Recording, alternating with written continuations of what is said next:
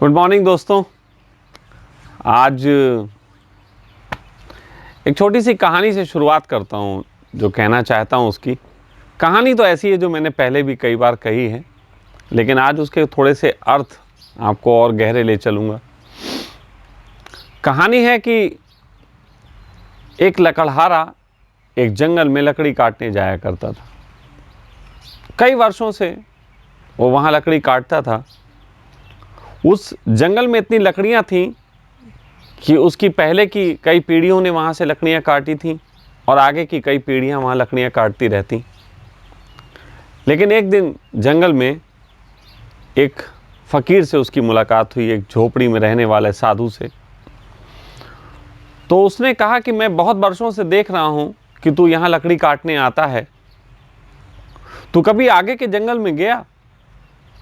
तो उस लकड़हारे ने भी वही कहा कि क्या करूँगा आगे के जंगल में जाके, इतनी सब जो है मैंने देखा है कि यहाँ इतनी लकड़ियाँ हैं, मैं काटता रहूँ कई वर्षों तक तब भी यहाँ कम नहीं पड़ेंगी। तो साधु ने कहा आगे के जंगल में जाके देख, वहाँ पे चंदन की लकड़ियाँ हैं।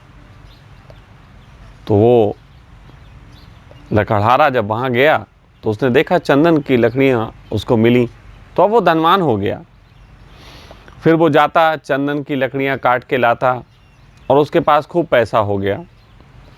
1-1.5 वर्ष के पश्चात वहाँ पे साधु उसको दोबारा मिला। उसने कहा तू चंदन की लकड़ियाँ लाता है, मैं कई बार देखा तुझे, तो लेकिन उससे आगे गया? तो उसने कहा उससे आगे क्या, चंदन की लकड़ियाँ सर्वश्रेष्ठ होती हैं, उससे आगे क्या? तो उसने कहा उससे आगे जा, वहाँ चांदी के खदाने हैं। वो चांदी की खदानों में जाके चांदी लाने लगा और बहुत धनवान हो गया। इलाके में बड़ी प्रतिष्ठा हो गई। 2-3 वर्षों के पश्चात उस साधु ने उसे फिर रोका। उसने कहा तू आगे गया? आगे सोने की खदानें हैं। फिर वो वहां जाके सोना लाने लगा। सम्राट जैसी प्रतिष्ठा हो गई उसकी। फिर उसको एक दिन साधु ने रोक लिया। फिर उसे बताया कि और आगे जा, वहां पे हीरे की खदानें हैं। उसके बाद तो उसके पास इतना धन हो गया, इतनी प्रतिष्ठा हो गई कि सम्राट भी छोटे पड़ जाएं। एक दिन वो अपने रथ से गुजरता था, वही लकड़हारा अपने रथ से गुजरता था और उसके सामने वो साधु आके खड़ा हो गया। वो साधु जब आके खड़ा हुआ तो वो रथ से उतरा, उसने उनके पैर छुए। तो साधु ने पूछी मैं तुझसे एक बात पूछूं? तो उसने कहा मुझे मालूम है आप क्या पूछोगे, आप पूछोगे क्या और आगे गए? तो मैं आपको बता दूं कि मैं और आगे भी गया हूं और मैंने पूरी पृथ्वी का कोना कोना छान माना इतने वर्षों में, और मैंने पाया कि हीरे से ज़्यादा बहुमूल्य कुछ नहीं होता। तो उसने कहा कि ये प्रश्न आप अब मुझसे ना पूछें। साधु ने कहा पागल, उसके आगे भी कुछ है। तो उसने कहा उससे आगे क्या, पृथ्वी से आगे क्या हो सकता है? तो उसने कहा उससे आगे मैं खड़ा हूं। तूने कभी सोचा कि जिस आदमी के पास हीरे की खदान के संबंध में जानकारियां हों, वो एक झोपड़ी में क्या करता है? ये कहानी बहुत प्रीतिकर है और मुझे बहुत प्यारी लगती है, और ये कहानी लगभग मेरी जिंदगी भी है। मैंने इसको इस तरीके से देखा कि जब मैंने संसार में रस लिया, मैं संसार में था, मैं कार्य करता था, तो मुझे देख के लोगों को लगा कि अरे यार, संसार में कार्य करने का बड़ा मजा है, मैं भी करूं। लेकिन जब मैंने उसे छोड़ के सन्यास की तरफ कदम बढ़ाया तो लोगों ने कहा अरे शायद संसार के इस ढंग के जीने के कारण ये हुआ। तो बहुत से लोगों ने वो ढंग अपनाने की सोची। सन्यास के बाद जब मैं ध्यान में उतरा तो मुझसे लोग पूछा करते थे कि मैं सन्यास कैसे लूं, स्वामी जी मुझे सन्यास लेना है। जब मैं ध्यान से आगे बढ़ के ध्यान को भी मुक्त हुआ, ध्यान भी मुझसे छूट गया, तो लोग मेरे पास आते थे, स्वामी जी मुझे ध्यान जानना है, ध्यान सीखना है। उसके आगे बढ़ के जब मेरे जीवन में ऐसी स्थिति आई कि लोग मुझे गुरु मानने लगे, तो लोग मेरे पास आते थे कि गुरु बनने का सूत्र सिखा दें, हमें भी गुरु बनना है। और अभी कुछ समय से मैंने इस बात की घोषणा की कि मैं ये सब छोड़ के मैं फिर एक सहजता से अपने जीवन में कुछ जीना चाहूँगा। जब मैंने इस चीज़ की घोषणा की तो मुझसे किसी ने नहीं पूछा कि ये चीज़ क्यों, ऐसा क्यों, बल्कि अब भी लोग मेरे पास आते हैं ध्यान के लिए, या आश्रम कैसे चलाएं इसके लिए, या गुरु कैसे बन जाएं इसके लिए। लेकिन ये सारी चीज़ों में मेरा संदेश क्या था? क्या मेरा ये संदेश था कि पहले संसार जियो, फिर उसके बाद सन्यास आएगा, फिर सन्यास जियो, ध्यान आएगा, फिर ध्यान के बाद मुक्ति आएगी, मुक्ति के बाद आश्रम आएगा, आश्रम के बाद गुरु बन के बैठोगे, फिर रोज, ये मेरा संदेश था? नहीं। जब मैं जीवन को जीता था और जी के सन्यास की तरफ गया तो मेरा संदेश था जीवन व्यर्थ है, संसार में, समाज में जो हम करते हैं वो व्यर्थ है। जब मैं ध्यान की तरफ बढ़ा तो मैंने ये संदेश दिया कि केवल ध्यान ही सब कुछ, सन्यास ही सब कुछ नहीं होता, सन्यास के आगे भी कोई चीज़ें हैं। फिर जब ध्यान त्यागा तो मेरा संदेश था कि ध्यान भी व्यर्थ है। और आज जब मैं ये सब कह रहा हूँ कि मैं ये सब छोड़ के एक शांत अपना एक अलग कुछ छोटा मोटा कार्य करके अपना जीवन, क्योंकि जब तक जीवन है कुछ करना तो पड़ेगा, वो चाहे व्यावसायिक रूप में किसी को कोई समझ में आए या मैं कर्म के रूप में मानूं, कुछ ना कुछ तो करना ही पड़ता है। जीवन के संदेश हैं तो कहीं ना कहीं लोगों के लिए ये लगेगा कि किसी को लगेगा थकान, किसी को लगेगा अरे निराशा, किसी को लगेगा बहुत कोई बड़ी उपलब्धि, अपनी अपनी समझ होगी। लेकिन मेरा संदेश ये है कि ये सब व्यर्थ है। मेरा इस पूरे जीवन से सिर्फ एक ही संदेश निकलेगा, जब भी मेरा कोई नया एक्शन होगा एक ही संदेश होगा कि सब व्यर्थ है। हाँ, ये व्यर्थता मैं ऐसे नहीं बोल रहा हूं, मैंने वो व्यर्थता जानी और जान के बोल रहा हूं। अब इसके दो परिणाम हैं। इसके दो परिणाम तो ये हैं कि कुछ लोग अनुयायी की भांति, अनुसरण करने की भांति इस चीज में रस लेंगे कि मैं भी यही स्टेप पकड़ूं, तो वो स्टेप पकड़ेंगे,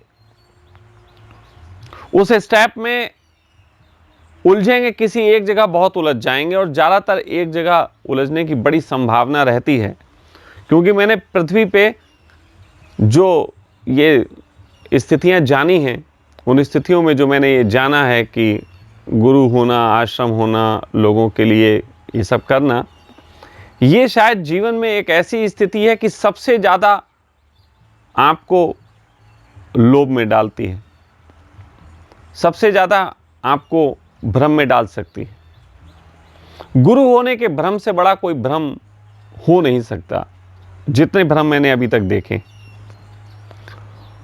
और यही कारण है कि इस भ्रम को जानने के बाद मैं इससे आगे बढ़ जाना चाहता हूं।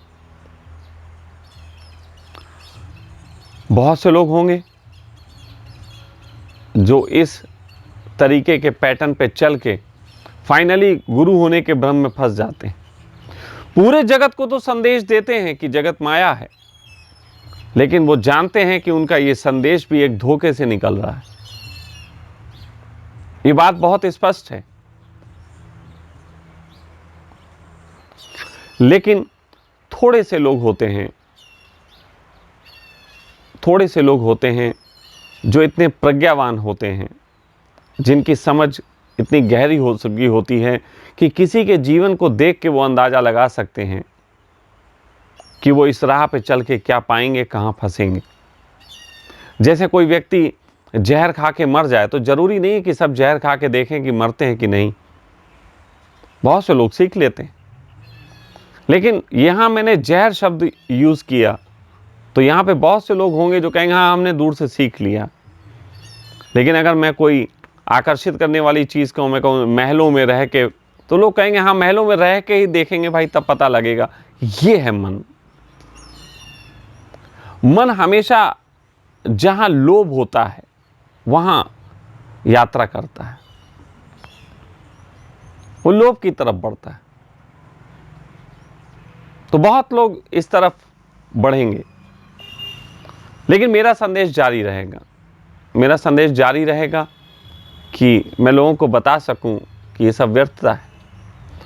लेकिन कई बार लोग ये कहेंगे कि ये व्यर्थता आप जब बताते हो तो उसमें लोग कैसे समझें कि व्यर्थता है। तो मैं कहूँगा मेरा पूरा जीवन ही देखो ना। मैंने सदा ही, जब मैंने एक नया रंग अपनाया तो मैंने स्पष्ट बताया कि ये व्यर्थ है। जब मैंने ध्यान छोड़ा तो मैंने ध्यान की सार्थकता नहीं बताई, मैंने बताया कि ये व्यर्थ है। ध्यान छूट जाता है। ध्यान की पूरी सार्थकता के लिए अगर आप प्रयास करें 100%, तो एक दिन ध्यान छूट जाता है। आपको पता लगता है वैसी सार्थकता है नहीं जैसी सुन ली। लेकिन मस्तिष्क में अगर आपके इंफॉर्मेशंस ऐसी आ जाएं कि ध्यान करने से फ़ायदा होगा, तो जब तक आप इसको करके ना देख लें आप मुक्त भी नहीं होंगे। लेकिन लोग कुनकुना करते रहते हैं और उससे कभी मुक्त नहीं हो पाते। कभी बुद्ध की घटना से सीखो कि महात्मा बुद्ध साधना करते थे और जिस समय वो उपलब्ध हुए उससे पहले की अवस्था में वो एक उपवास से गुजर रहे थे, जिसमें उन्होंने भोजन अपना कम करते चले गए थे और एक चावल का दाना मात्र एक दिन में भोजन लेते थे। तो उनका शरीर कति एकदम जर्जर हो गया था और वहाँ पे वो एक नदी पार करते हुए अचानक वो अपने शरीर को संभाल नहीं पाए, गिर पड़े। तो इनको एक विचार आया कि जिस शरीर से वो एक नदी नहीं पार कर पा रहे, उससे जीवन का भवसागर कैसे पार करेंगे। और फिर कहते हैं कि वो वहाँ बैठे और एक स्त्री आई और वो खीर लेके आई और उन्होंने, जिन्होंने संकल्प किया हो उपवास का और इतना गहरा संकल्प कि एक चावल के दाने पे आ गए हों, उन्होंने वो खीर खा ली और उसके बाद उस दिन उन्हें ज्ञान उपलब्ध हुआ। सच बात तो ये है कि धारणाएं हमारी जो होती हैं वही हमें यात्रा कराती हैं। वो धारणा किसी चीज़ की हो। निश्चित ही मैं भी बहुत सी धारणाओं में रहा हूँ। धारणाओं में रह के ही मैंने आज तक बहुत सी यात्राएं की, जिसमें ये आश्रम और गुरु होना भी शामिल था। लेकिन मैंने हमेशा ही लोगों को बताया, मैंने जीवन में अपने आप को पूरा खोल के रखा कि मैं लोगों को कह सकूं कि जिसको तुम बहुत बड़ी चीज़ समझते हो वो व्यर्थ है। मैंने कभी उस तरीके के पर्दे नहीं डाले जिस तरीके के पर्दे डाल के तुम्हें भ्रम में रखा जाता है। मैंने ध्यान का महिमा मंडन नहीं किया। हाँ, फिर भी लोगों को ध्यान बताया जो करना चाहते थे और ये भी कहा उनसे, जो भी लोग करने आए, कि इसको 100% करोगे तो एक दिन छूट जाएगा, एक दिन इसके भी पार जाओगे। तो जगत में जो भी लोग जिस तरीके की यात्रा में रस लेते हों, वो उनके कारण होंगे, वो उसमें रस ले सकते हैं। मैं किसी को भी कोई आपत्ति नहीं करना चाहता, बल्कि मैं अपने जीवन से जो मुझे लगता है उसे प्रकट कर देना चाहता हूँ और मैंने वो प्रकट किया। मेरे पास जो संदेश है वो संदेश कोई किसी किताब में पढ़े हुए कुछ श्लोक नहीं है जो मैं आपको सुनाना चाहूँ, बल्कि परमात्मा ने जो मुझे जीवन दिया और उस जीवन को जीने का जो ढंग दिया, वही मेरा संदेश है। और यही संदेश मैं सबको सुनाऊंगा और वो संदेश किसी के काम आ सके, किसी को व्यर्थ लग सके, इसकी परवाह नहीं करूंगा।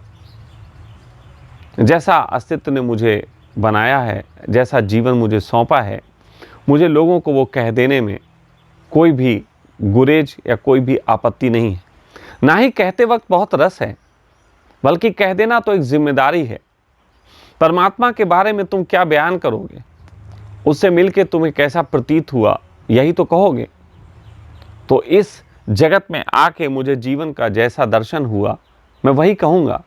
अब उसमें किसी को परमात्मा दिखाई पड़ता हो तो दिख जाए, उसमें किसी को दुष्टता दिखाई पड़ती हो तो दिख जाए, मुझे किसी से कोई आपत्ति नहीं, दोनों अपने देखने के ढंग। लेकिन मैं जैसे पहले कह चुका हूँ कि मेरी आगे की यात्रा है। मैं जल्द ही इस बात की घोषणा करूँगा कि मैं वो अपनी यात्रा किस तरीके से आगे बढ़ा रहा हूँ, और उसके लिए बहुत स्पष्ट सी बात है कि कुछ लोग उसको दर्शन समझ पाएंगे, कुछ लोग उसमें समझ ले पाएंगे, कुछ लोग जो हैं उससे थोड़े से विचलित हो सकते हैं, कुछ लोगों को खुशी हो सकती है। तो अपने अपने ढंग हैं, आप एंजॉय करो। मेरा जीवन इतना छोटा नहीं है कि सिर्फ एक ही कोई चीज़ मैं आपको देके जाऊं। इसमें इतनी विराटता है कि हर व्यक्ति को इसमें अपने योग्य कुछ मिल जाएगा। किसी को आंसू मिल जाएंगे, किसी को हंसी मिल जाएगी, किसी को विषाद मिलेगा, किसी को प्रेम मिल जाएगा। जिसकी जैसी पात्रता होगी, जैसा जिसका पात्र होगा, वो उसमें वो चीज़ पाएगा। लेकिन मेरा जीवन मेरा है, मैं इस जीवन से जब तक जीवित हूँ तब तक वो संदेश देता रहूँगा। अब आप लोग, एक छोटा सा प्रश्न है जो उठ जाएगा इस पूरी चर्चा के दौरान, वो ये है कि आप फिर वही समाज में वापस चले जाएंगे। हाँ, हो सकता है आपकी नज़र में वो समाज हो, मेरी नज़र में ना मेरे अंदर समाज है, ना मेरे अंदर कोई अध्यात्म है, ना मेरे अंदर किसी तरीके की धार्मिकता बची, ना मेरे अंदर किसी तरीके का गुरुडम है, ना मैं किसी आश्रम का स्वामी हूँ, ना मेरे अंदर किसी प्रकार का ध्यानी ज्ञानी होने का कोई टैग है। बल्कि मेरा जो जीवन है वो मुझे जिस तरीके से बहाता है, मैं उसको बहता रहता हूँ। और मेरे जीवन में गति इतनी तेज है कि उस गति के साथ ठहरना लोगों को नहीं आता। लोग एक धारणा बना के मेरे निकट आ सकते हैं और वो धारणा उनकी बहुत जल्दी टूटेगी। किसी भी प्रकार की धारणा लेके आओगे वो टूटेगी, क्योंकि जीवन गतिमान है और लोग ठहर जाना चाहते हैं, लोग रुक जाना चाहते हैं। मेरे परिवार के जो भी यहाँ सदस्य हैं, जो मेरे साथ रहते हैं, उनके लिए भी यहाँ पे एक संदेश है। संदेश ये है कि अगर उनको लगता है कि ये आश्रम और इस परिवार की व्यवस्था से जिससे वो जुड़े थे और उसी व्यवस्था को उनको आगे बढ़ाना है, तो निश्चित ही ये बहुत शुभ है कि वो इसको आगे बढ़ाएं। और जो भी मेरे साथ आगे की यात्रा के दर्शन के लिए बढ़ना चलता हो, वो उस आगे की यात्रा के लिए भी बढ़ सकता है। लेकिन मैं कहाँ जाऊँगा, कहाँ ठहरूँगा, कहाँ क्या होगा, वो भी कब तक होगा पता नहीं। क्योंकि मेरे जीवन के अंतिम संदेश में एक संदेश है जो मैं बार बार कहता चलता हूँ कि सब व्यर्थ। जगत का एक ही सार है जिसे जानने के बाद मैं जगत को बेखौफ होकर जी पाता हूँ, और वो सार है कि जीवन असार है। इस जीवन में कोई सार नहीं। यही सार मैंने पकड़ा और यही सार मुझे हौसला देता है कि मैं कभी भी किसी चीज़ को, जिसको मैं बहुत प्रेम से बनाता हूँ, छोड़ के निकल जाऊँ। ये मेरे अंदर परमात्मा के इसी आनंद के कारण, क्योंकि परमात्मा ने भी इस जगत का निर्माण किया और प्रतिदिन वो नया करता है और त्याग देता है, लोगों को बनाता है और मार देता है। उसी तरीके से मेरा जीवन भी, मैं जानता हूँ कि न जाने क्या आगे मुझसे होगा। अभी कुछ हल्की हल्की धुंधली सी झलकियाँ मिलती हैं, आगे का पता नहीं है। तो फिलहाल बहुत जल्द आप लोगों को एक शौक दूंगा, और वो शौक किसी के लिए खुशखबरी होगा, मैं पहले ही कह चुका हूँ। किसी के लिए दुख का विषय हो सकता है, किसी के लिए कैसा, किसी के लिए मुझे कोई वो नहीं। लेकिन ध्यान रखना, मेरा एक ही संदेश है, जीवन का सबसे बड़ा सार है जिसे जान जाना, और वो है कि जीवन असार है। आप सब भी इस असार से परिचित हों, ऐसी मैं आपके प्रति एक दृष्टि रखता हूँ, सोच रखता हूँ, स्नेह रखता हूँ,